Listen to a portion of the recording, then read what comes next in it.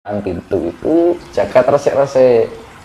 Nah, makanya setelah November ke sana, yo lebih hati-hati. Itu simbolisasi. Berdirinya tahun berapa? 1215. 1 tambah 2 tambah 1 tambah 5, 9. Ya toh? Lah bertepatan di tahun ulang tahun sekarang, bertepatan tahun 1944 Saka. Ya 1215 itu Saka. Itu hitungnya masih menggunakan.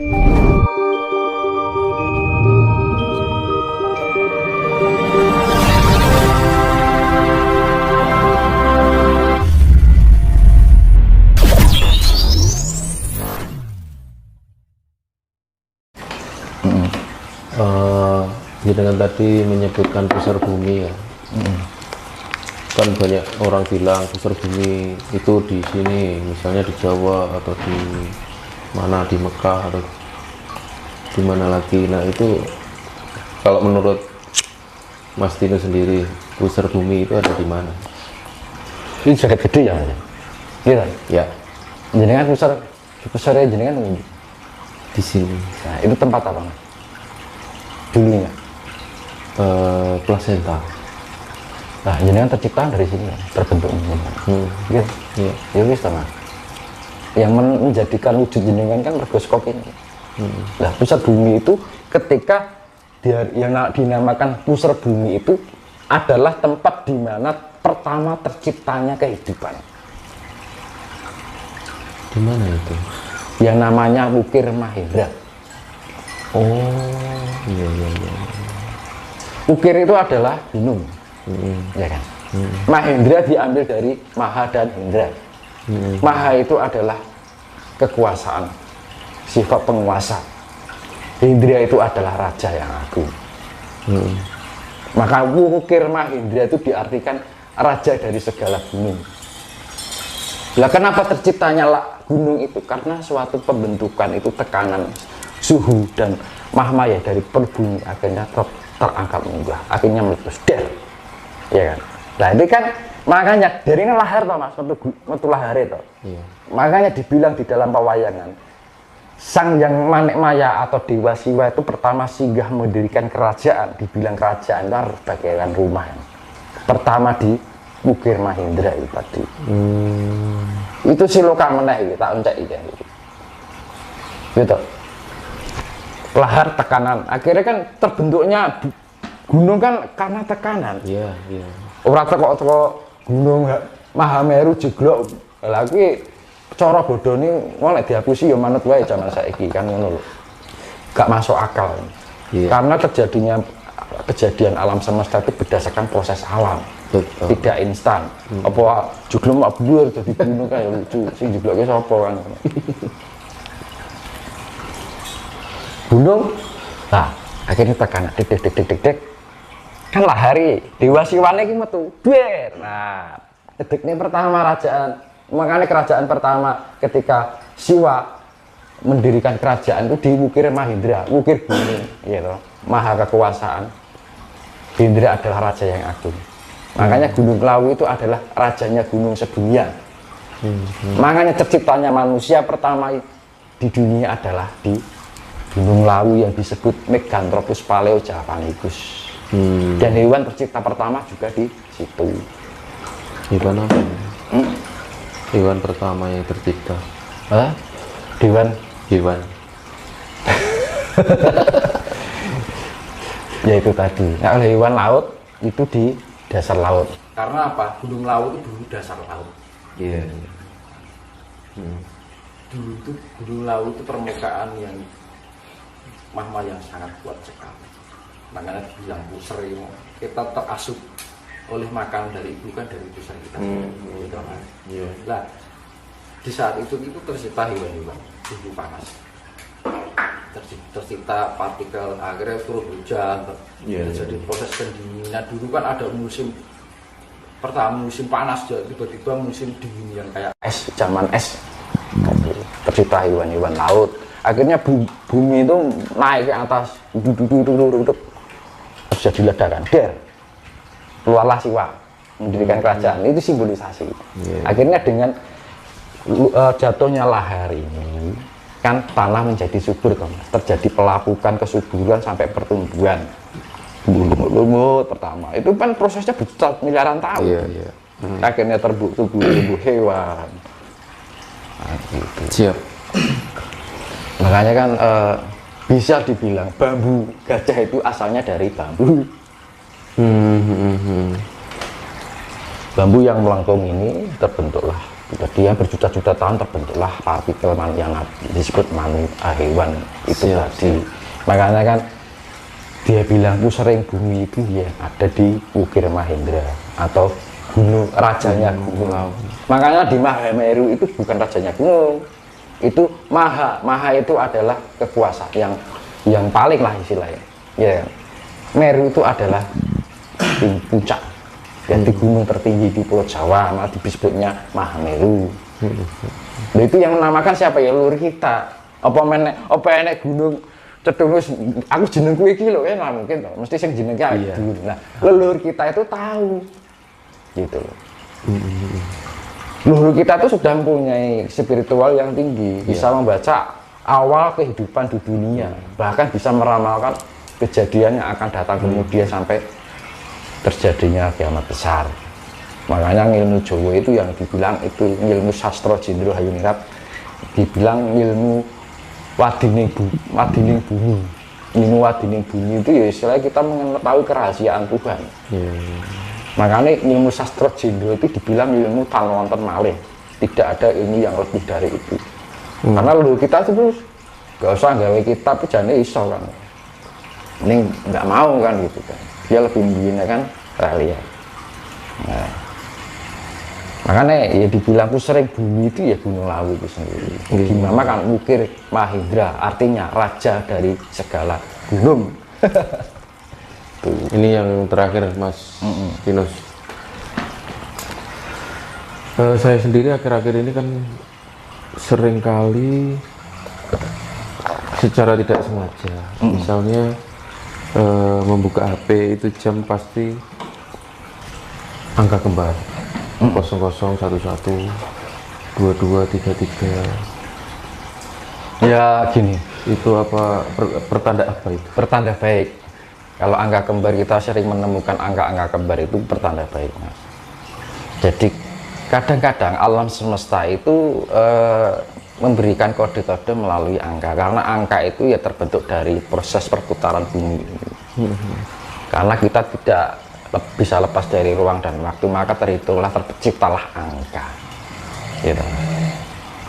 Makanya angka 9, angka 2 itu punya artinya. Makanya dulu saya pernah mengartikan dari angka 1 sampai 9 itu ada artinya kan. Urip dari Sang Yang Toyo tadi tercipta angka 1 disebut Sang Yang Tunggal. Sang Yang Tunggal menciptakan dua malaikat dan iblis, unsur plus dan minus. Unsur berarti terciptanya proton, elektron dan neutron 3, ya toh? Dengan meledaknya atau terbentuk atom atau 3 itu akhirnya meledak terbentuknya 4 unsur alam semesta, yaitu air, tanah, angin, api.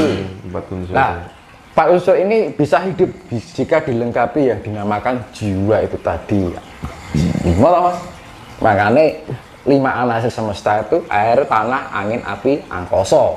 4 sifat ibu pertiwi, 1 sifat tepuk angkasa 5. Makanya jari kita 5 jangkep. Nah, jari 5 ketika kita sudah diberikan kehidupan yang 5 ini, kita hidup tuh akhirnya. Nah, hidup akhirnya diberikan angka 6 yang dibilang ruang dan waktu. Ruang dan waktu ini atas, bawah, depan, belakang, kanan, kiri, kan kayak dadu ya. Nah, makanya dibilang simbol di dalam pewayangan, simbol dadu itu adalah permainan kehidupan, drama kehidupan. Makanya ada lagu dunia ini panggung sandiwara, ceritanya mudah berubah gitu. Wes enek ceritane, ini angka 6. Lah, di saat kita mengalami ruang dan waktu ini, makanya kan ada suara jumlahnya 7, ya kan? Bentuk ada 7, hari ada 7, gitu. Langit, Nah, bumi, makanya dimensi ada 7 ruang, waktu ada 7. Senin atau Minggu, gitu. 7. Do re mi fa sol la si 7 kali ning do meneh gitu. Nah, bentuk yo ada bulat, ada kotak, ada segitiga, ada bujur sangkar, ada kubus, ada wajik, ada primas. 7 loh. Ruang tuh. Iya. Nah, makanya ketika kita 7 itu akan peningkatan indera itu tadi, kita harus peka dengan sifat 7 itu tadi, dengan indera cakra kita ada 7, dengan pendengaran indera kita meningkatkan 7 cakra, 7 warna magiku itu itu peningkatan sifat alur predikatif yang mengarah pada suatu kesempurnaan. Kalau kita sudah menjalani 7 itu, maka terciptalah keadilan di dalam diri, kedamaian. Maka 8 itu 8 penjuru, sifatnya kesetaraan. Oh iya. Mengenai tara, nusantara itu kan sifatnya meluas. Nah, orang yang punya jiwa 8 itu, makanya diarani hasta brata. Orang sebagai raja itu harus mempunyai sifat 8 hasta, itu tadi pengertiannya. Orang harus mempunyai sifat kesetaraan, bisa menjadi pengayom, bisa menjadi sifat raja yang adil, bijaksana, cinta kasih. Nah, itu sifat angkawa dulu. Makanya di dalam monocoroko podo coyonyo podo. Nah, wis podo ketemu jaya. Jaya itu angka 9. 9 itu kamulyan, kedamaian. Nah, wis wong iso keadilan, memberikan keadilan di dalam diri kita kan, kita menemukan kedamaian yang namanya kosongo. Maka saya kembalikan angka 9 ini di tahun sekarang itu memasuki tahun 1944 Saka. Sudah puncak. 1 tambah 4 tambah 1 tambah 9 tambah 4 tambah 4 hasilnya 18. 1 tambah 8 hasilnya 9. Karena 9 itu angka unik. Songo tambah songo berapa, Mas? 18. Ada. Ya. 1 tambah 8 9 lagi. 9 kali 9 81. 81 tambah 81 tambah 1 8 tambah 1 9 lagi. nah 18 tambah 81 99. Iya. 99 tambah 9 tambah 9 18. 1 tambah 8 balik nih sama. Nah, angka 9 itu mau dijumlah 9 dikali 9 hasilnya sama. Iya. Angka keramat ini. Angka tertinggi. Dikali pun hasilnya 9. 3 kali 9 berapa? 3 kali 9 3 kali 9 27. 2 tambah 7 9 lagi. 5 kali 9 45. 4 tambah 5 9 lagi. 7 kali 9 9 lagi pokoknya. ya makanya itu. Nah, itu makanya 9 kali 8 kali 9 72. 7 tambah 2 ya 9. Makanya angka 9 itu. Makanya itu yang menjadi patokan untuk kejayaan kembali Nusantara, beriringan dengan kembalinya ajaran budi pekerti. Itu terhitung dari ketika berdirinya Majapahit di angka 9, 1, 2, 1, 5 di jumlah 9, ya kan? Ini tahun Saka tahun 1944 di jumlah 9. Dari masa ini terdapat 729 Saka tahun, ya kan? 729 itu 7 tambah 2 tambah 9 18. 1 tambah 8 9. Nah, ini adalah kunci, menjadi kunci. Nah, setelah adanya HUT, Majapahit ini menjadi portal pembukaan kejayaan kembali dunia. Berarti Majapahit itu mewakili dunia, kesejahteraan dan kedamaian. Kesejahteraan yang sifatnya fisik, kedamaian sifatnya non fisik. Jiwa itu tadi, kalau kesejahteraan itu kamulyan dalam arti berkecukupan. Nah, proses ini lagi pintu loh, Mas. Nah, otomatis dengan adanya pembukaan pintu itu jagat resik-resik. Nah, makanya setelah November ke sana, yo lebih hati-hati. Karena itu pembukaan portal kunci angka 9 menuju kejayaan. Angka 9 ini yo resik-resik. Kenapa patokannya kok harus Majapahit? Nah itu sudah simbolisasi, sudah perjanjian alam seperti itu. Oh, gitu. Itu sudah siklus perjanjian dari zaman dulu. Itu juga ada seperti Majapahit ini.